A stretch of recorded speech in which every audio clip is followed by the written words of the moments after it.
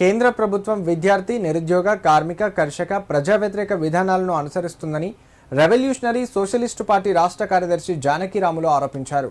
Siddipet press క్లబ్లో నిర్వహించిన media సమావేశంలో ఆర్ఎస్పీ నాయకులు మన్నే కుమార్తో కలిసి ఆయన మాట్లాడారు. ఆర్ఎస్పీ పార్టీతో పాటు పలు ప్రజా విద్యార్థి సంఘాల ఆధ్వర్యంలో ఈ నెల 28వ తేదీన చలో ఢిల్లీ కార్యక్రమం నిర్వహిస్తున్నామన్నారు. రాష్ట్ర వ్యాప్తంగా ఉన్న విద్యార్థులు, నిరుద్యోగులు, కార్మికులు, ప్రజలు పెద్ద ఎత్తున పాల్గొని కేంద్ర ప్రభుత్వం అనుసరిస్తున్న ప్రజా వ్యతిరేక విధానాలను ఎండగట్టి ఈ కార్యక్రమాన్ని విజయవంతం చేయాలని పిలుపునిచ్చారు.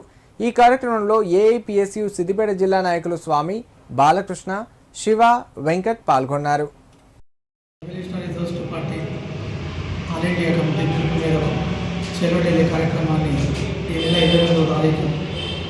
తెలంగాణ, ఆంధ్రప్రదేశ్ రాష్ట్రాల నుంచి దాదాపు 100 మంది విద్యార్థులు, యువజనులు, కార్మికులు దేశంలో పార్లమెంట్ మార్చి జయప్రదం చేయాలని దానికి బయలుదేరి వెళ్ళడం జరుగుతుంది.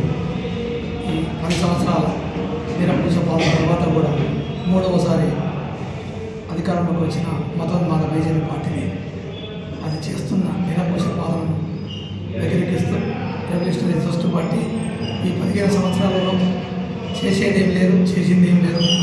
సంవత్సరానికి 1 కోటి ఉద్యోగాలు ఇస్తాను నరేంద్ర మోడీ ఏ ఒక్కటి కూడా అమలు చేయలేదు. టోటల్గా విఫలమైందని రెవల్యూషనరీ సోషలిస్ట్ పార్టీ